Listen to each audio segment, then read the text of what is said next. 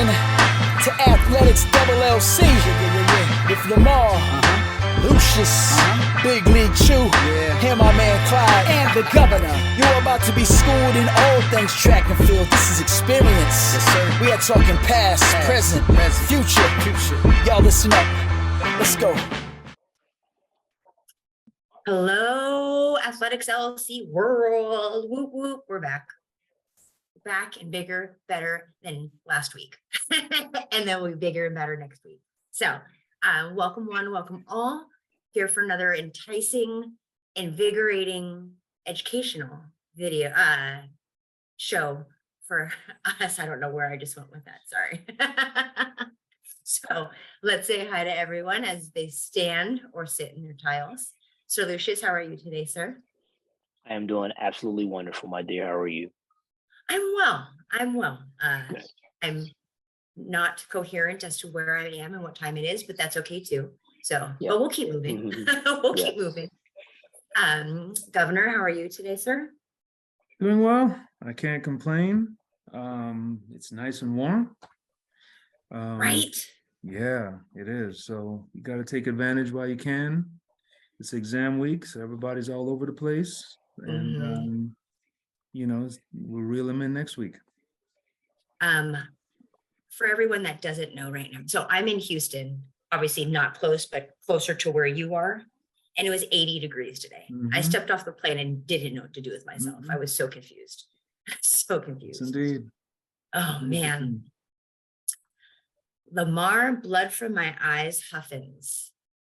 How you doing tonight, sir? Doing very well. I figured I'd wear sunglasses, so I didn't unleash these this venomous blood on y'all tonight. Oh my gosh, that's funny. That's really funny. Listen, I don't go to TCU. I don't work at TCU.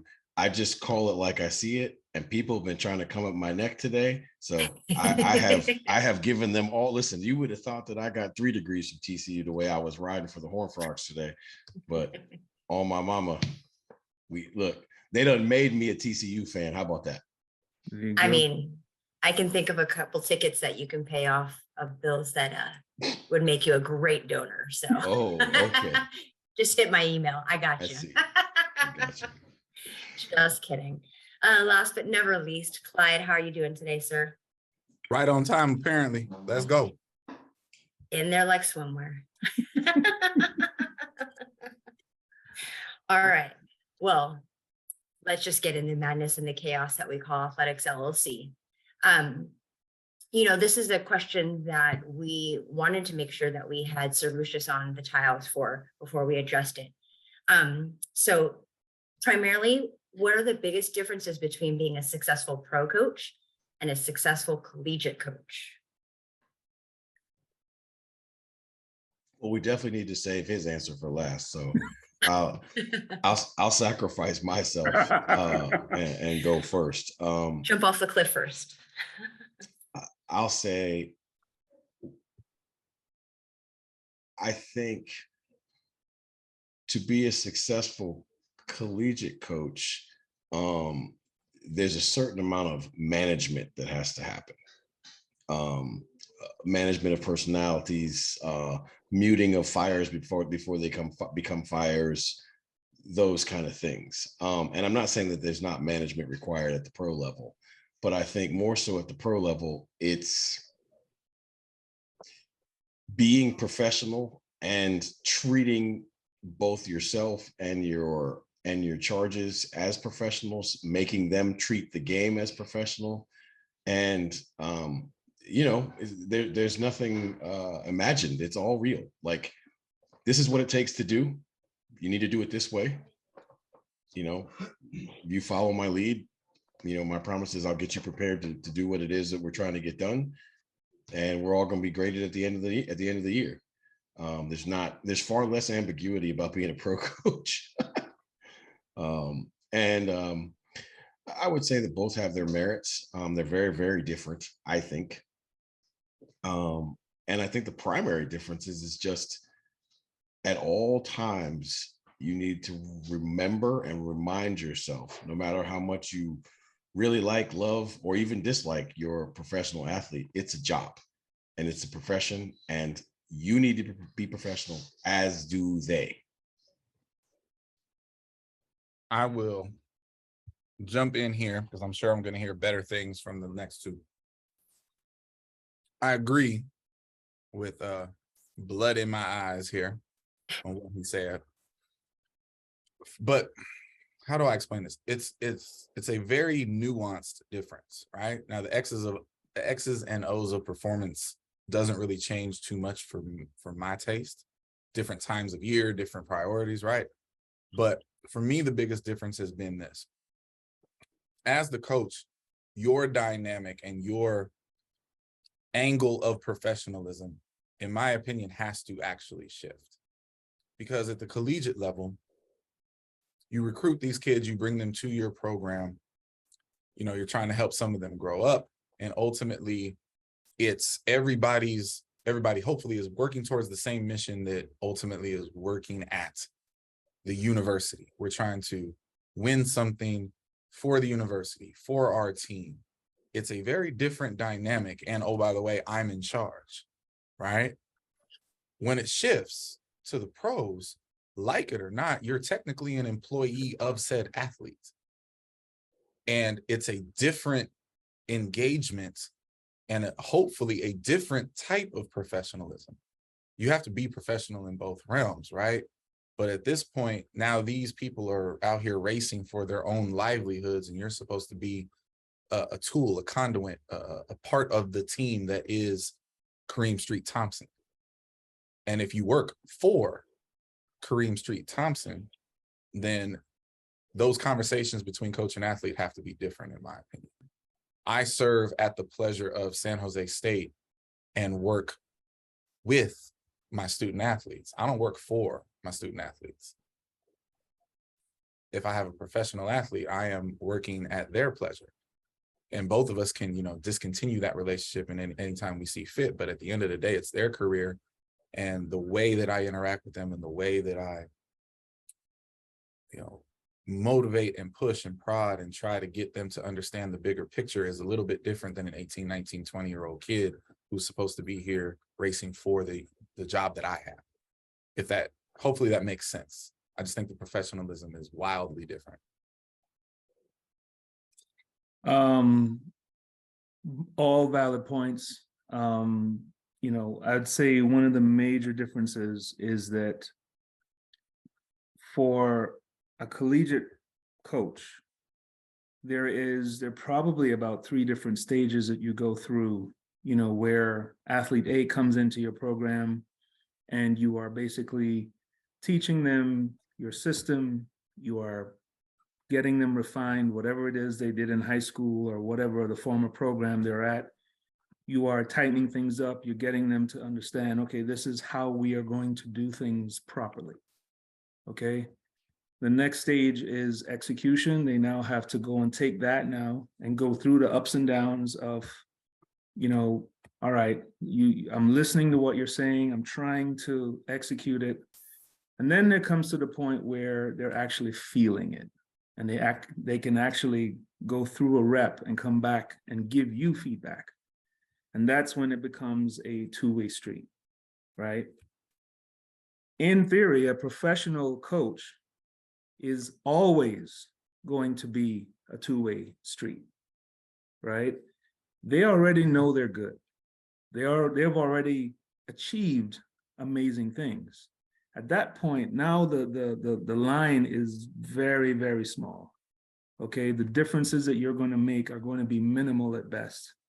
And you are essentially coaching them to coach themselves, right? And you are now a partner, you know, and Clyde, you know, spoke on this as well, but there's a big difference, right? Because the minute things go south, that athlete has every right to say, you know what, coach, thank you for your help, but I'm going to exit stage left.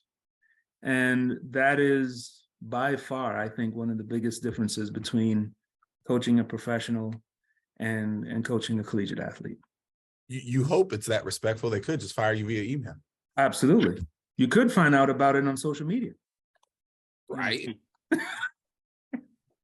Well, I mean, I think for me, I think that the whole deal for me is like the coach knowing what they want, knowing what it looks like. Because if you don't know what you want, you don't know what you look like. You don't. When you get there, you got no clue what you're looking for. And I am totally in disagreement with when I'm coaching a professional, it's a partnership. Because if you're gonna fire me, I'm gonna rob the train, right? I'm not collaborating. You're not gonna come in and say, "Hey, I'm firing you because we didn't do this." Well, if you're firing me, then I'm gonna be in total control of the situation. And it's like, okay, you hire someone to fix your car, you don't then go stand over their shoulder and watch them fix it. You hire someone to build you a house, you don't come in and tell them how, So if you have the confidence in me to hire me to be a professional coach, then let me do my job. And that's just how I roll. And I think that the most of the successful professional coaches roll that way. It's a partnership built on trust. You trust me to do my job. I trust you to trust me that I know what I'm doing. So I think the biggest thing is with the professional level coach is knowing the end game, and more importantly, knowing what it looks like when you get there, because everybody wants to coach an Olympic medalist, but everybody doesn't know how. Great points. And I think there are different points than people thought that would come out of the mouths of the Chiles. So good perspective. And I think that last piece that you just said, Sir Lucius, about knowing what the end game is, though primary to the pro group, definitely applicable to any level. And that determines the success. And as well, it determines the ability to, quote unquote, level up the status of what you're trying to do, whatever that might be, whether it could be the best high school coach, best middle school coach, best pro coach. So without that identification, you can't do that. So I had a quickie good question. answers, good answers. What's that? I had a quickie question. Do you guys think that it is substantially different coaching a professional that came from another program versus coaching a professional that came out of your own program? The only difference is that the person that came here for the other program has to be taught more in the beginning. For me, anyway. No, I do. I think it's different. And I've been through this a little bit in a slightly different context, but I think it's different because I would imagine, and I'm going to use Sir Lucius. I'm going to take the idea, the audacity to use Sir Lucius as the example. If a Gator, and there's a lot of them, run well enough to turn pro, their development has come under the guise and the eye and the care of Sir Lucius. So, hey, we're turning pro. Whatever small little changes, whatever conversations need to be tweaked. But at the end of the day, we're going to keep this train rolling. He's already built in the trust and the respect and the I know what I'm doing here and why. If I am coming from a different place and arrive on his campus, that trust has to be built. I don't know any athletes that just give it to you willingly. They may respect him if they're smart enough to know the resume and see the success. But that trust has to be built when they arrive. And building trust is very, very different than once you already have it. And so for me, I think someone who you brought up as a collegiate turning pro, that transition is easier than inheriting a pro who probably, in most cases, is coming to you because thing 1 didn't work. Or in some cases, thing 2 and 3 and 4 didn't work, right? So I think that's a different type of interaction. I think that way is harder, actually. Got it. All different perspectives and scenarios, and there'll always be a new one somewhere down the timeline. All right, so let's make a giant leap over the pond. No pun intended, pun intended. Athlete of the Year award given by the World Athletics Organization. Sydney McLaughlin and oh my gosh, who is the male? I can see. Mondo. There you go. I was like, I can see the picture and I can't think of it. and Mondo were the recipients. Did they get it right? I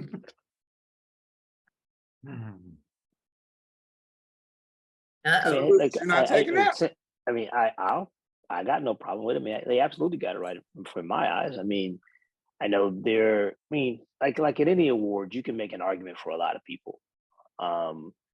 But and even though Sid didn't run a lot, when Sid ran, she ran. I mean, geez. Just the most dominant force in track and field right now. She just pummels people, pummels records. Just, you know, she's been phenomenal every time she steps on the track. And when Mondo's concerned, I just, more than anything else, you know, besides the record breaking and you know, the dominance that he's shown, I just think the excitement he's brought back to the event, you know, and the way he choreographs it to make sure he's the last guy on the track. A lot of showmanship on his part. So for me, I think they absolutely got it right. I didn't think you were going to agree with that. Actually, that's interesting. I'm going to say they got it right, and I totally hold out space for other arguments. I could easily be persuaded off of mine, but it depends on how you see the athlete of the year. And we've had these conversations in different contexts before, right? Sydney is at the top of the highest mountain, and the gap between her and whoever the hell else is an ocean, right? So if you look at it in the women's context of who is the face, the domination, who defines what it is to be great in this sport this past year, easily Sid. For my money, I give it to Sid. But to the point, if you look at the season in totality, we didn't see Sid that much. You know what I mean? So if you're the type of fan that appreciates the access and true domination of the pro season from start to finish, you could easily say it was Shelly. And I'm cool with that. Shelly ain't break no records. So, you know, Shelly being Shelly, you know, being the 100-meter GOAT that she is, she dominated the competition. Opened fast, stayed fast, never really was challenged. She dominated, but Sid was just at a level of spectacular that is different. And for Mondo in his context has the sport in his hand. He literally changes the meet schedule on the run to make sure that all eyes are on him. All cameras are on him. The meet apparently doesn't end until after the 4x4 now. Because Mondo said so, right? Mm-hmm. And no one's gonna beat him. So to go back to what I said, you know, about Sid, Mondo has both sides. He has the start to finish, pillar to post domination of the sport, and we see him all the time, and no one's close to him. Him versus their competition, his dominance of his competition versus everybody else on theirs. The men I thought was easy. The women, I thought there was some case to be made depending on how you looked at it. I get why Sydney and Mondo were voted Athlete of the Year. But in my opinion, Rojas deserves, I mean, goodness gracious. I mean, she pretty much has rewritten the books in the triple jump and continues to do so. And everybody that is watching knows that we still haven't seen the best of this young lady and what she can do. May I interrupt you for 1 second? What's that? Are you talking about Rojas or Sydney right now? Rojas. I know, but you could be talking about Sydney as well. Okay. I think the goalposts are a little different. And the folks say don't go governor on me. I'm just saying you could be describing Sydney and you want to go on governor-esque on me. Come on now. Come on, don't do that to me. I'm just saying if you just take the name off of it, you could have been talking about Sydney, right? Yeah, yes, okay. Absolutely. Right. Yes. Right. So forgive me for interrupting. From a coach's standpoint, this young woman still has not unfurled her step phase yet. And that is what is absolutely scary about what we're about to see. So I mean, no issue with Mondo whatsoever. I just feel like some consideration. I mean, I would have been good with Rojas being given that title. Whew. Well, here's what I'm going to say. And y'all who know me really well will probably be shocked by this. I am super duper excited to be wrong, because who I would have voted for actually won. But I never in my wildest dream thought that World Athletics was going to think like me. Like, the very, very best thing that happened in women's track and field this year, the very best singular event, right? As hard as it is to go past Toby Amasan's 12-12, let's be clear. That's the most shocking thing that happened this year, right? But the best thing that happened this year on the women's side was just watching Sid be Sid. But I thought they were going to give it to Shelly for spending the time in Europe, for running really fast all year, even though her marks, however really awesome they were, are inferior to both Sid's and Yulimar Rojas. I think Yulimar Rojas is maybe even better at her craft than Mondo is at his. Like, we're definitely splitting hairs, but at this point, those two are better at what they do than everybody is, as is Sid, right? So at the end of the day, like, we're picking winners amongst winners. But I was flabbergasted that they actually finally gave a field eventer the props that he deserves, because let's be clear, Mondo's season, as awesome as it was, wasn't as good as the season Krauser had just a year before, and he didn't win. They gave it to Warholm, aka Sid. They gave it to Warholm. And so, like, look, I'm stupid enough to think that World Athletics is going to think linearly, right? And like, I thought that the field eventer was going to lose to a track athlete. So look, I was pleasantly surprised that, for once we kind of gave the field events at least an even shot at winning, because I mean, there's no question, like, Mondo was the best thing that happened in men's track this year, period. Right. And I the unfortunate part is, I think Rojas didn't win because she's competing against herself. Right? Like, she broke the world record indoors, but didn't break the world record outdoors. I mean, never mind the fact that she has the world record. It's hers. Right? But because she didn't break the world record and just went undefeated and just won world championships, it wasn't enough. So I got no issues with Sid winning. I thought it was amazing. If it was going to be off of like one ridiculous performance, I thought it was going to be Toby Amasan, but I just didn't think they were going to give away the AOY to the superstar performance, because Shelly Ann's her season has never happened. Right, 7 times under 1070 is, like there was a lot of, like, even talk, what Shelly did was phenomenal, and what Toby did was phenomenal. Sid broke the world record by almost a full second. So if it's the performance of the year, it's Sid. I mean, I think, just when Toby did, people are like, oh my God, it was 12-1. But there's not a person on the planet other than Bobby Kersey that really thought Sid was going to run 50.6 over hurdles. You did. Stop that. Sir. Stop it. Sir. Wait, no, stop. You stop talking. It. Let me say this, because you're going to pontificate. I will say this out loud for people to hear. Clyde actually called that. He did. And it's crazy. As good as she looked all year, and in particular in the so let me revisit this. Okay, so maybe you saw it coming after you watched her run this year. but I don't think. Okay. Well, okay, hey, then you called it. All I'm gonna say is this: like, look, at the end of the day, I think the rarest of all rare things has happened.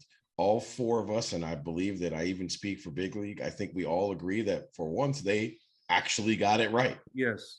Yeah. They did. World Athletics and Georgia voters. Oh, Let's go. See. All We're right, not next. doing this. Next. We're not doing Well, this. maybe someone actually sent them a clip of our video from last year's synopsis of the selections. One So, can only hope. I mean, in my head, it was Sean Pickering. So like Sean's like, it. you need to look Of at this. course. Of I course. like it. I like it. Right. Shout out to Sean. I like it. Well, Clyde made it just in time to go over the CFP. And and I'll let you all know, not that it's super important or anything like that. I actually woke up and turned the TV on for the announcement of the rankings. Because honestly, this week, right, with the supposed, and they're not supposed, but the results that we got that were major FUBARs by two teams, like, you kind of had to wonder what was going to happen, even though we all said what we should, or what should happen, or what we thought should happen, things of that nature. Like, you kind of had to be there. I didn't want to see it on social media. I didn't want to have the text messages of Whamburger and So college football playoff selections and the selections that were made. What are your thoughts? Oh, listen, we're not one person gets to speak until Clyde speaks. I mean, you got to at least set the table for this. honestly, it was very anticlimactic. It is what it ultimately was. Let me be clear. Y'all know I said this to you via text message. I know they shuffle people every year into the room, right? This room seems to have more sense than people in the past. I was waiting for the shenanigans, especially with the potential chaos of the losses in the title games. Look, I said it. TCU deserved to be in regardless. Mm-hmm. And they are. And that's fine. And I hope they play well. I don't like that Ohio State is in, but what the hell else were they supposed to do? There's no universe where Alabama deserved to be in, and I'm glad that they avoided that nonsense. I absolutely enjoyed watching Nick Saban have to pander and make horrible excuses for his team. Every year, the teams on the bubble, their coaches go on ESPN and pander. And honestly, most of the time they have pretty good arguments.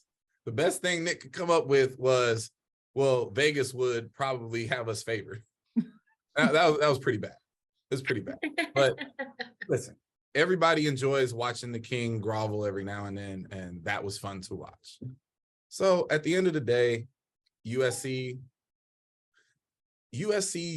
fumbled the bag. It's year one. Can you really be all that critical about it? Caleb Williams got beat down in the game. He was hobbled. He couldn't be Superman. I still think he deserves the Heisman, but they fumbled the bag.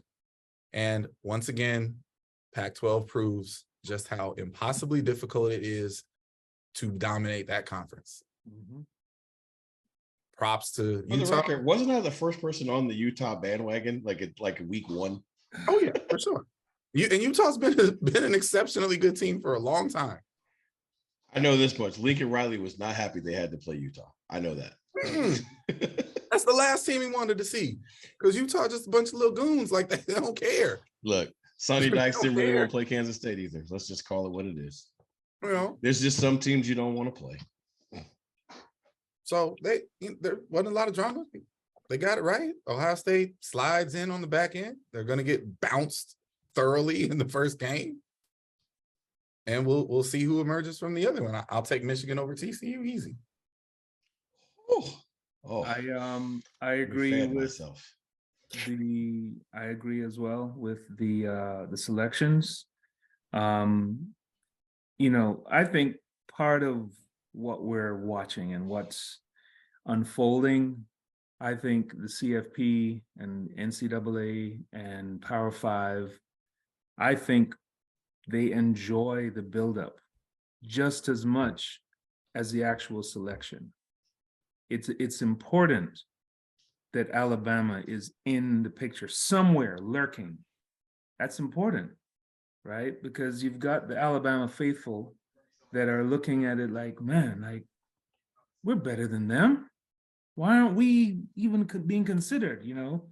And you know, when TCU lost, it was actually kind of it's kind of heartening to see that most people with level-headedness were all rooting for TCU to stay in there, and you know that the selection committee did the right thing. They deserve to be in the playoff. So, you know, I just think a lot of it was just a lot of smoke, a lot of just, you know, building things up, but ultimately they got it right. Yeah. I want to get out of the way because I certainly want to sit here popcorn ready for Sir Lucius's pontification. I will say I at least get a little bit of check, right? Like I was on the same bandwagon with Sir Lucius as to who the four would be a couple of weeks ago, but I'll say this. I don't think there's any doubt that they got 1, 2, and 3 right. And 4, because in order,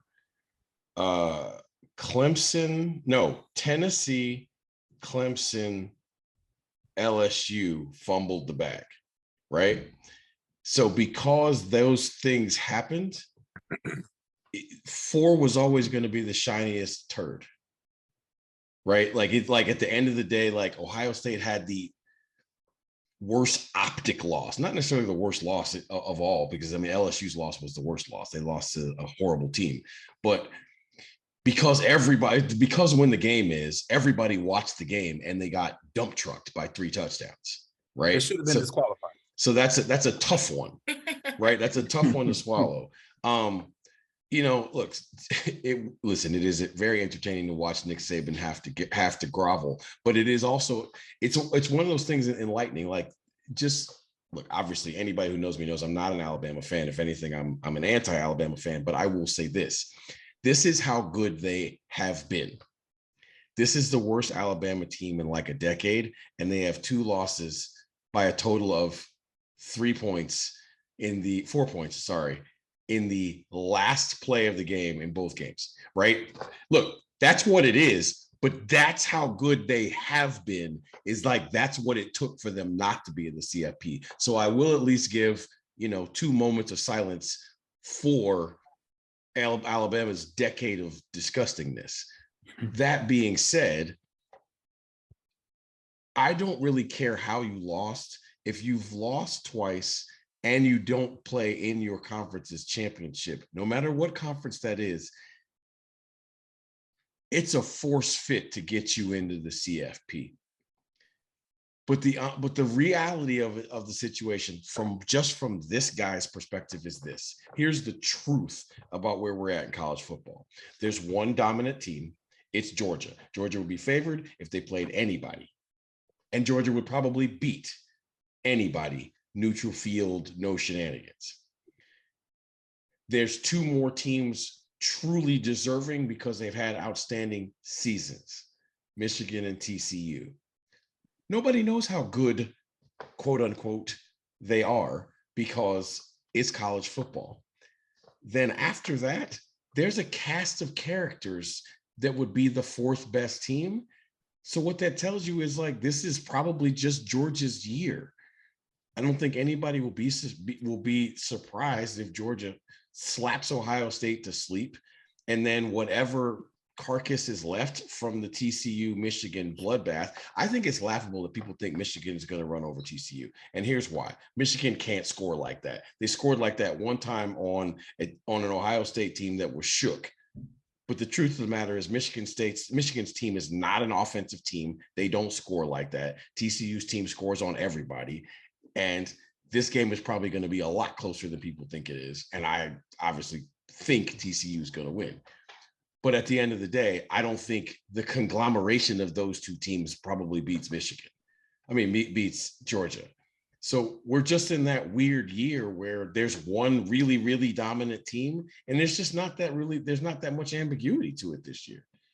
Like Kirk Herbstreit said, like, because of the late losses, like the CFP show was sort of kind of boring. Because there really wasn't that much. Like if you take emotion out of it, there really wasn't a lot of ambiguity. Like you probably could have guessed who the four were going to be with relative ease. I mean, if you know, honestly, if you just, I told you guys like 6 weeks ago who was going to be in here. Nobody wanted to listen. So I don't know what the big problem is here. So, like, I mean, for me, they got it right. And you know, the Alabama faithful who thought Alabama was going to get in by some hope and a prayer were delusional. There's no world where a 2-loss team gets in. I think we were all, most of us were in agreement that, you know, Michigan, Georgia, and TCU were going to get in even if they lost in their championship game because they were undefeated. And that left them with 1 loss, so they were going to get in anyway. And absolutely, I mean, I'm not sure that Ohio State is ready for Georgia, but I mean, they're the next one in line, you know, based on history, based on what things done in the past. They were the best team there, and that's, you know, that's what it comes down to. Alabama shot themselves in the foot with their 2 last-second losses. I mean, if you watch the beginning of the USC game, USC came out with a lot of fire and a lot of passion, like they were trying to run Utah off the field, and Utah hit them in the mouth one time, and they never responded. You know, they never responded, and so again, I think they got it right. It kind of played out, you know, close to the way, you know, the 4 teams away up the way I thought it would be, and the way they got there was a little different than I envisioned, but you know, still worked out the same way. So I don't know what the problem is with. Anybody has a problem with the 4 teams because they are who they are, and the 4 teams are supposed to be there. So just for future reference, it's 2 years in a row I picked the Final Four. So if you want to know who the Final Four, call me about, you know, 50 weeks, I'll let you know. So. Hey, we gotta let my man sit in that though. Like at the end of the day, we will listen. My hat's off to you, sir. At the end of the day, you know, real recognize real, and it's well done this year. Thank you. Sir. Wait, so does that mean you have the Powerball or the Mega Millions numbers too? Right? Can I get the numbers asking. though? Can I get the numbers? I need to do a little research, and yeah, I'll get back to you. We might as well all hit it and walk off into the sunset together, right? I mean, listen, I'm a fan. All for that, right? I'm here for that. I'm good on that. Yes, sir.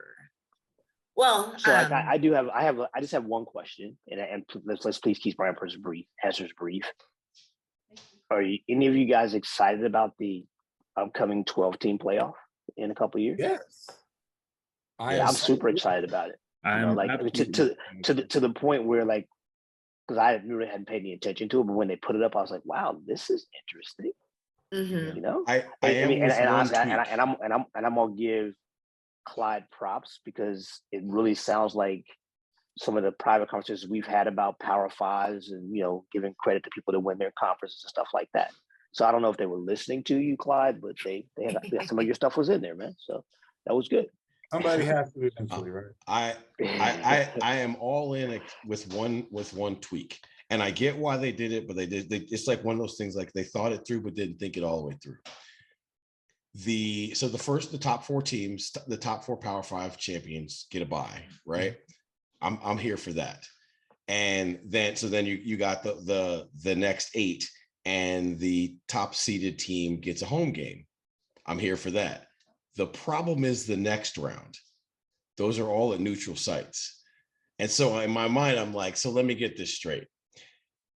I'm a top 4 team in the country and I don't get a home game, but I'm number 5, 6, 7, and 8, and I do. But you get a bye. Yeah. Okay. So all right. Okay. So you take the rest over the. But hold on a second. Hold on a second. Let me educate young fella here, right? It's money, man. That's it. Okay, money. See, that's all. Look, I know Right, what that's it all it is, comes right? down It's to, we yeah. got to feed the bulls. At the end of the Exactly. day, we Right. have So, to keep the so bulls relevant. When the right. truth of the matter is, like, listen, we should have burnt these bulls up a long time ago. Well, you can't, because you need the money, But and it's always going to be about money. It's always going to be about television dollars. And I tell you what, I promise you, number 5 would trade with number 4 any day for the extra week off.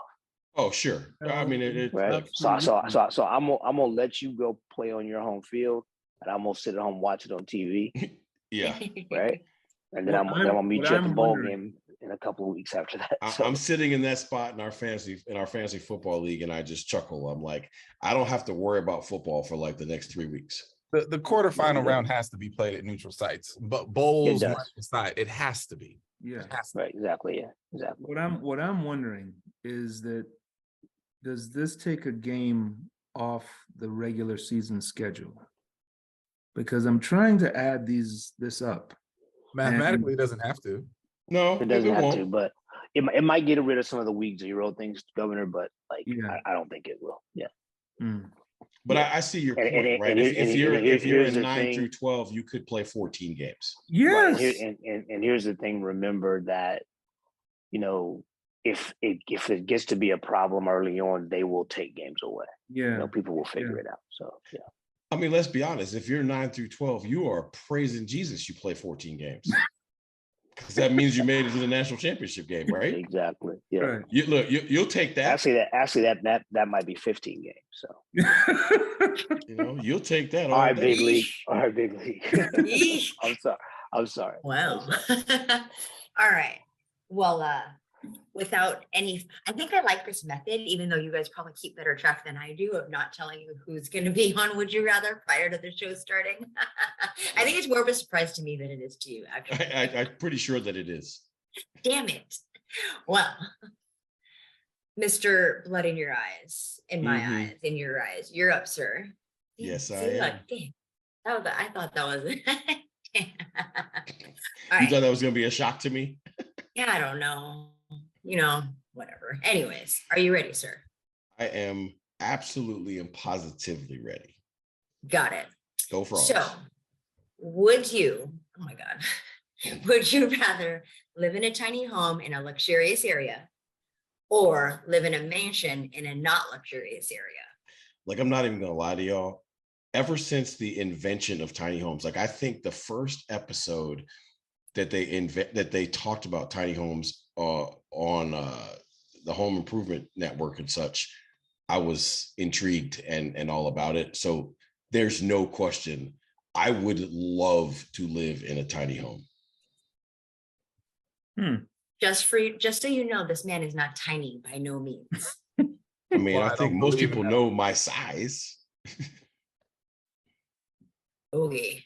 I could live in a Alright. tiny home though. Like, I have tiny home tendencies. Oh my God, stop it. I do. I do. Stop it. I have Would tiny you home rather- tendencies. Would you rather never shave again or never have facial hair again? Well, okay. You should have rethought that question. I barely have facial I was hair. about to so say, what? I was Yeah. like, I know, but what I'm saying is, so then you have spotty hair and you can't ever shave it again. yeah, I'm okay with either, because neither is a problem. I guess never have facial hair again, but I really don't care because I don't have much of it anyway. Got it. Would you rather compete a 1500 or sit through a spelling bee? Really. What is it with y'all in the Revisiting this. 1500s? Like, good God. Listen, I gave at the office. Y'all already know I've done all that I could do. Oh, what is the question? Would I rather compete in another 1500 or sit through a spelling bee? Correct. Oh, I'll sit through 5 spelling bees. Run 1500. What's wrong with you, woman? Would you rather forever coach in a polo or in a long sleeve? Forever coach in a polo or a long Yeah. sleeve? So Polo. Okay. Polo. Would you rather coach an 8U basketball team or an 8U baseball team? Ooh, Got I'd rather coach an 8U baseball team. it. AU hoops is fun though. Not gonna lie, AU hoops is a lot of fun. I have coached an AU basketball team. That's fun, but AU baseball team is awesome. Bless all of you coaches who coach a single digit aged team of some sorts. Hey, I'm telling you right now, I coached an undefeated AU baseball team, and they were pretty sure they were the 27 Yankees. They didn't want to give up. They didn't want to give up runs. Would you rather never know any of the gifts that you'll receive at Christmas, or know some of the gifts that you'll receive at Christmas? Oh, okay. So here's a piece of my underbelly. I low-key love surprises, so I would absolutely revel in never knowing my Christmas presents. Like at all. Like I am like the kids. Like a tiny present that is heartfelt that I don't know about, like hits me. I love that. So yeah. Got it. Well, I mean, Gentlemen. I don't get like, why would you want to know your presents? I don't get that. Because if I know it, I want it, right? Like if I knew I was, like that whole, like, people getting the cars with the bow. If I knew I was getting the car, I'd want the car. You're getting the car. But I'm saying, if like you didn't buy the car that day, my point is, like, if I already know I'm getting a car on Christmas, when did you buy it? December 12th? Can I have it December 12th? Because it don't make no sense to me to stand around and wait. Like this, what are we waiting for? If I know already that I'm getting it, what are we waiting for? Maybe that's the element of surprise. Okay. Bye, Felicia. Just kidding. Gentlemen, the floor is yours for would you rather.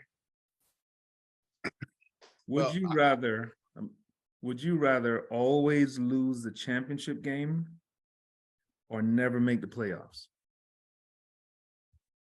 That's a solid question. I love it.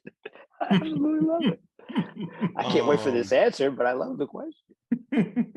I just want to say for the record, these are horrible circumstances. And I would have to rethink my life choices if I was either of these people. But if these are the two people that I have to be, I would rather have never been relevant than to be relevant. Listen, I could not be a member of the Buffalo Bills. Right? Because, like, look, by definition, they're a dynasty. They made Super Bowl 4 years in a row. Yes, they lost all they did. 4, which then makes you some sort of special colossal loser. No. Why you gotta be a colossal loser? How are you a colossal loser? Because you've been into the Super Bowl 4 years in a row. You want to know why? Because the impoverished nations in third world countries around the world think that you're a 4-time champion. Oh man. I mean, Wow. as long as somebody thinks you're a champion, you're good, right? Yeah, I'm good. They just dropped him off. And for the record, it got worse every single time. Like Yeah, the final one every was your time. best shot. Okay, Every so time. see, and I hear you, but they were there. They were there. And so That's so cool on the flip- first 2 times. Okay. But on the flip side of that, there's no way I don't ever want to be relevant at anything that I do on a consistent basis. Well, Because if you're not relevant, why are you doing it? For But the you know record, what? I apologize said because both of them are it's awful. your question. Oh, wait a minute. No, I don't mind the interruption. So wait, is he saying, because I don't think he answered it yet. Is He he did answer saying, he's saying he'd rather be the Dallas Cowboys than the old school Buffalo Bills? Oh, Yes. Wow. Yes. Shots Yes. fired. But no, it's not even the Dallas Cowboys. It's the New York Jets. I'd rather like never make the playoffs than get there and lose every year. No, Didn't the Jets win the Super Bowl? Years not ago? in my lifetime. But they won it. So get off the Jets. They got a chip. man. They got a Not chip. in my lifetime. I have no ocular proof of this. Oh, there's video. I'll send it to you.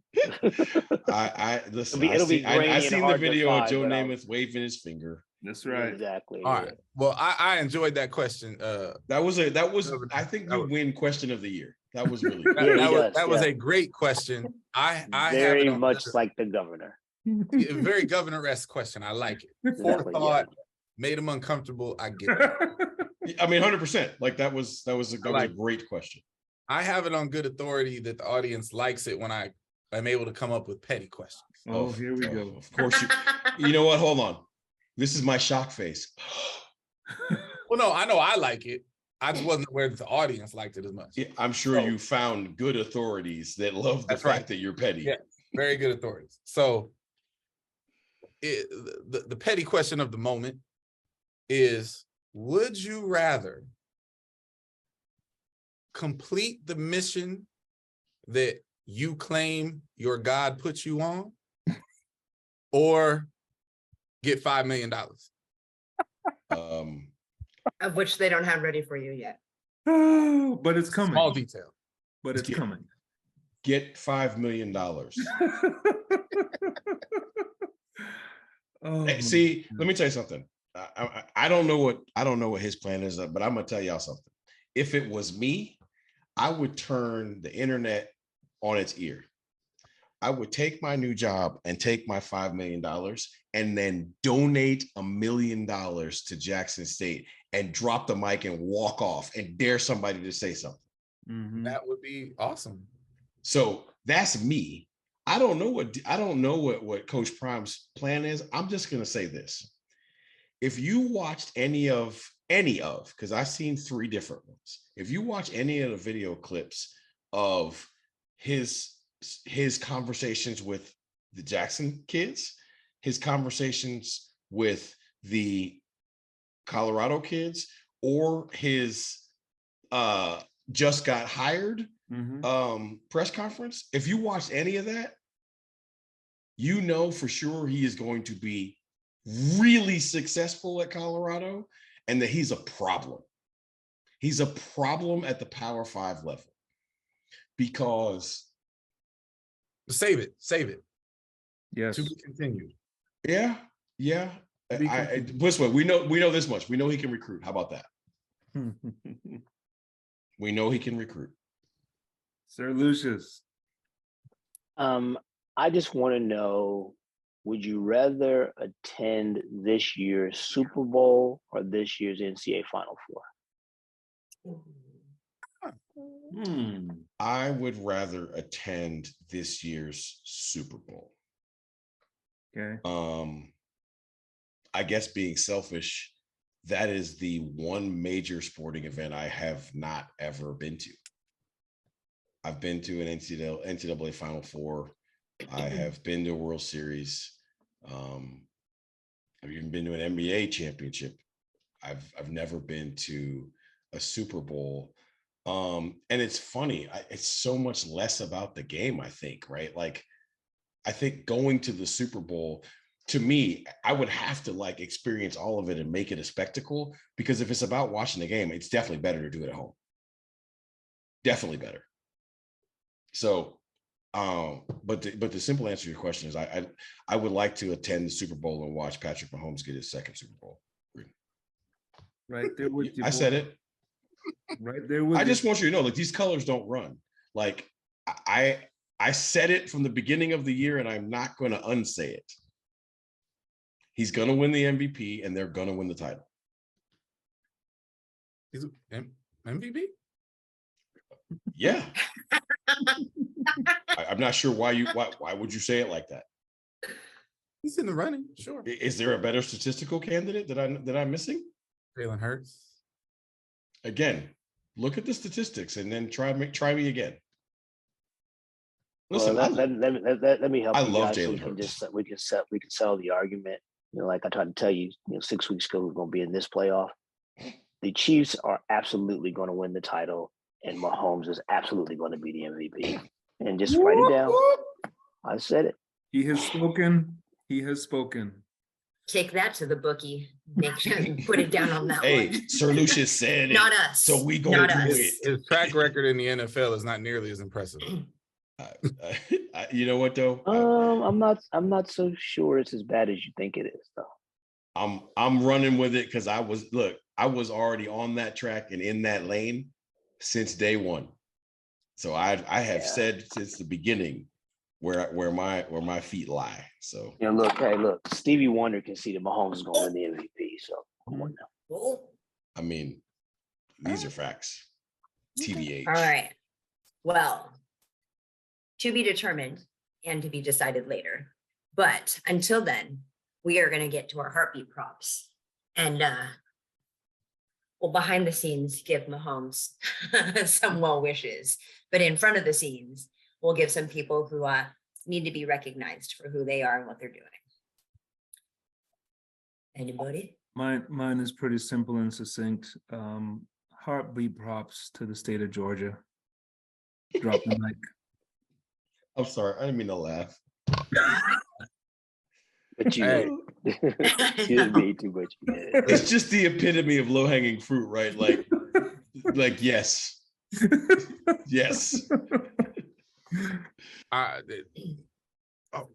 was going that direction anyway. and let's be clear.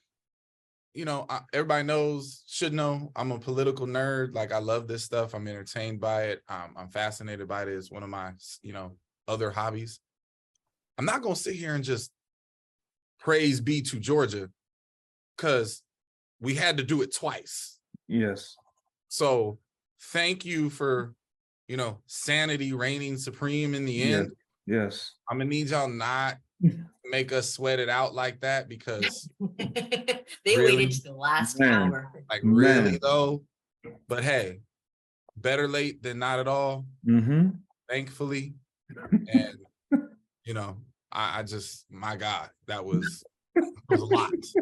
It was a lot. It was. And seriously, because I know a lot of people that watch this probably aren't like political junkies.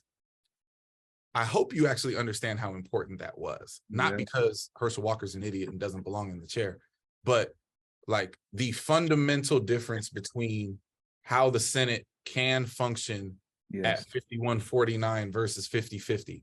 I could sit here for an hour and talk about it, but just go look it up, because it's critical. It's critical.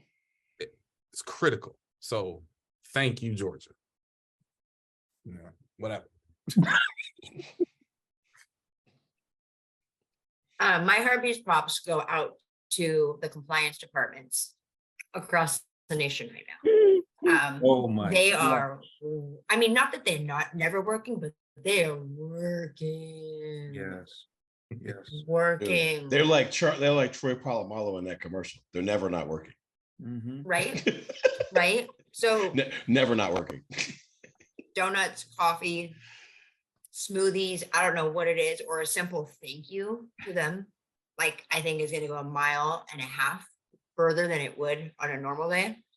I'm blessed to have a compliance department that I get along with and I love and I respect and communicate with, like, on the hour when I'm in the office. So shout out to all of them, especially those at TCU.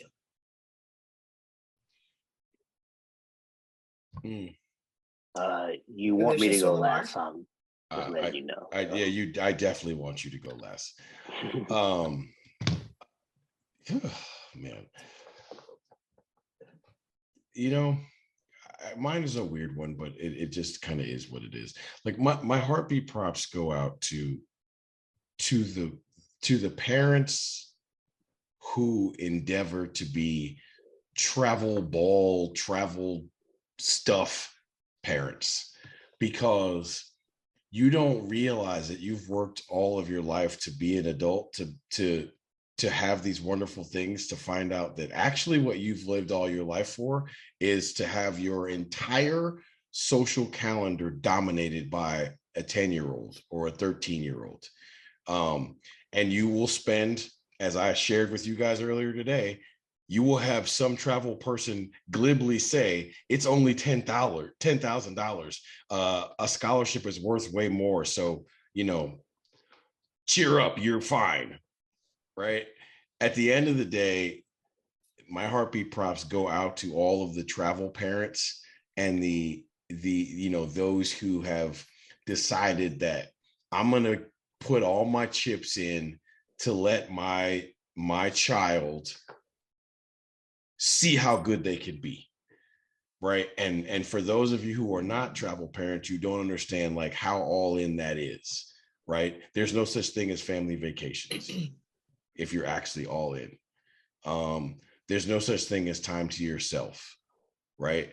You look at your calendar, you see all the off weekends, and then immediately those off weekends, because they're off, they are now filled with baseball, basketball, track, whatever, soccer, whatever the heck it is.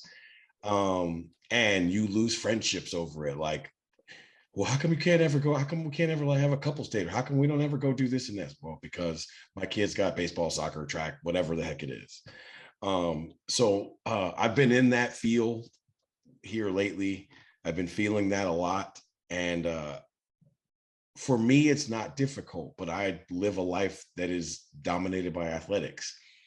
But to all the normative parents, the ones who are, you know, accountants and bookkeepers and work in a cubicle, who spend all of their, you know, little extra shekels to make sure that little Timmy and little Tina have the opportunity to see how great they can be.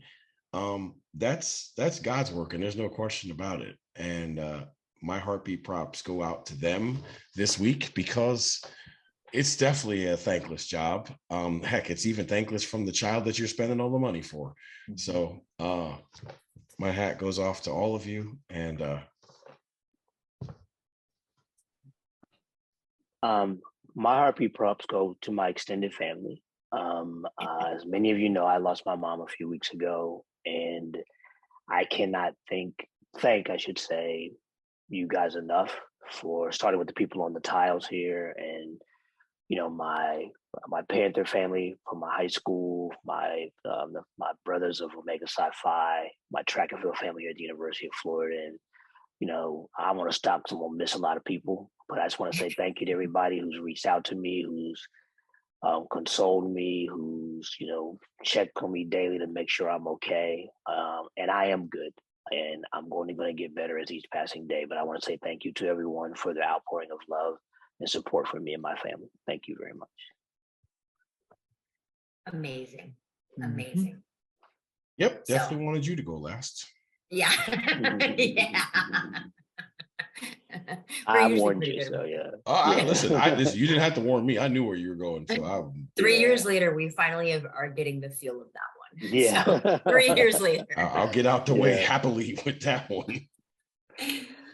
All right. Well, gentlemen on the tiles, ladies and gentlemen out there in the ether, thank you so much for spending the time with us. We will be seeing most of you, if not via tiles or in person at the convention next week. I think I've made some progress on some details, so we'll release those as the time comes. But buckle up, bring a coat, and let's try to stay warm. Bring two coats. I know, right? Thanks, Governor, for crushing us on that one. Hold on now. Bring a coat. We're not doing LLC live outside. No, we're not outside. No, we're not. No. I'm about to say, I quit. I'm out. But if you plan on going outside, bring two coats, because it's going to be cold. Oh my gosh. If that weather report is correct. Oof. Yes. Lord of mercy. Man, I mean, we might be in Denver a few extra days, y'all, but we're gonna leave that I'm gonna leave that in Texas in the 80-degree weather right now, and just So, all right, everyone, have a great evening, have a great weekend, and we'll see each other soon. Bye. When the lights come on, the road just get to running. When the lights come on, opponents smash the plumbing. Heard you like it warm, hot knife the butter. Truth pin them hard, knock them off that rebuttal. Tsunami, tidal wave to your puddle.